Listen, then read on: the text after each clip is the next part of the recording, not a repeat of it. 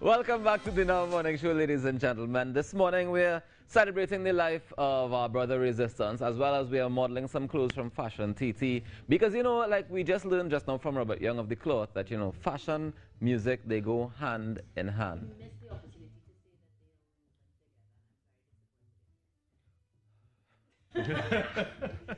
And more closely, not just that they go together in terms of the culture and fashion, but specifically the cloth and Brother Resistance. Literally. In terms of actually supporting efforts and clothing him at events and other. No, I think we have to call it what it is, right? He was an influencer. Absolutely. Like at the end of the day, right? We want to make it, it wasn't that word at the time, Correct. but that's definitely what it is. And that is what an icon is. Exactly. Somebody who you used almost as the emblem or the representative of an entire movement, and he is exactly that. In many facets, though. And you know, now that we kind of analyzing it, maybe we could get some help from somebody who is better equipped at analyzing these type of things. Right. I'm talking about music sociologist Megan Sylvester. Good morning to you, Megan. Good morning, Jaron, and welcome. Thank you very much for having me this morning. No problem. So, I mean, you worked with Brother Resistance in Tuco, but of course, as somebody who's been studying our music and our history, you would have had to run into him several times before, I imagine, yeah? Yes, most definitely. And I can actually speak to my memory of Brother Resistance in terms of many years ago when he used to be performing on the Rapso scene.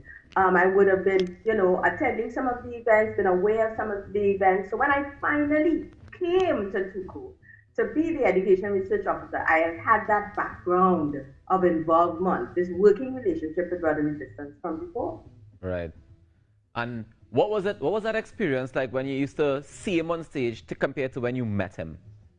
Well, the first thing I can talk about is the hat. The hat was just this dominant, you know, emblem of the African male. And it was so important for me to see. I mean, you were just talking about, you know, Robert Young and the cloth and the fact that the fashion that he wore, the hat, was representative of that Africanness. And in terms of the music, in terms of the lyrics, the power in the word, you know, all of that was very engaging and enlightening to me. And so I was always attracted to that kind of African sentiment in the way that Brother Resistance portrayed himself. Right. And you know, I'm curious, Megan, have you been able to analyze the impact that Resistance has had, you know, when he came out with this new song? Well, not new song because Lancelot, you know, did it before him, as he would always say. But, you know, this sound that impacted a generation and inspired a generation. How do we analyze that for future generations to understand the weight of it?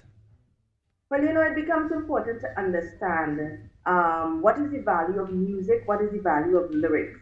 And Brother Resistance, in terms of his contribution, in terms of the impact of his music, in terms of what he would have left us with, really sought to identify who we are as Trinidadians and Tobagonians in terms of the Afrocentric aspect of our identity, and in terms of understanding who we are, the history of Black people in Trinidad and Tobago, and just talking about economic issues, talking about social issues, and all of the issues that have an impact on Trinidad and Tobago. So when we talk about him as an emblematic figure of nationality or nationhood or nationness, we understand who Brother Resistance is in his music and in his lyrics. Most definitely. And would you say that he carried that same spirit and that same energy into his time at Tuco, you know, being the president? You would have been there when he was the president, yeah? Most definitely. I would have had 4 years, right. 4 good solid years with Brother Resistance as the president. Megan, tell me the truth. What was he like as the president?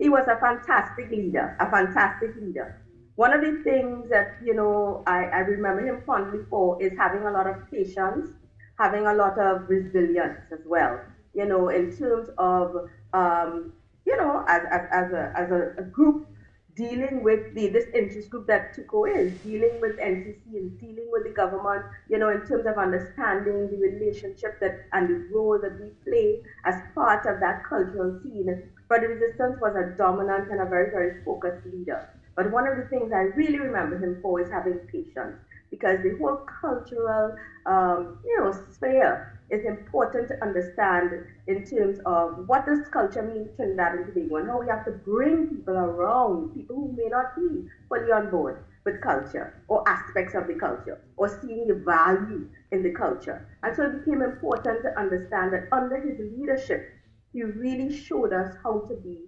patient with people who were coming into the fold. And that's one of the things that I fondly remember him for. Patience. Patience and you know, just dedication. Cool and deadly, as Wendell like to always say. He's just cool and deadly, you know. Yes. But, you know, Megan, the interesting thing to me, one of the interesting things about Brother Resistance is that even, you know, as successful as he was and as iconic as he was still willing to go back to school to get his PhD, because I know he was working on his PhD up until recently. Do you think that all of that you're talking about there in terms of being able to educate persons about Calypso, was that a part of his mandate or part of his drive to go back to school?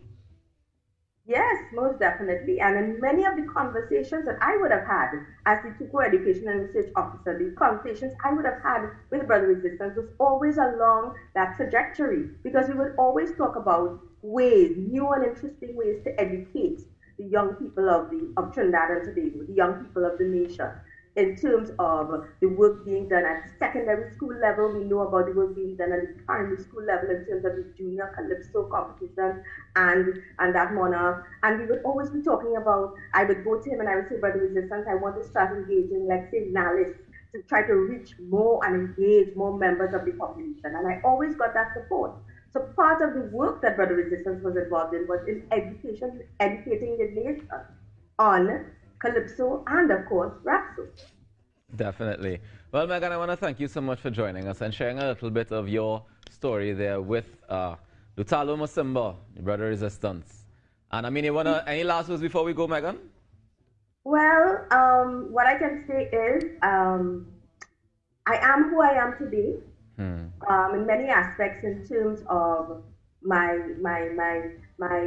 understanding of culture in Trinidad and Tobago because of Brother Resistance, because I would have been writing and presenting on Calypso prior to getting into Tuco. And Brother Resistance saw me and saw this work that I was doing, and he approached me and said, Megan, I think I want you to be part of our team at Tuco.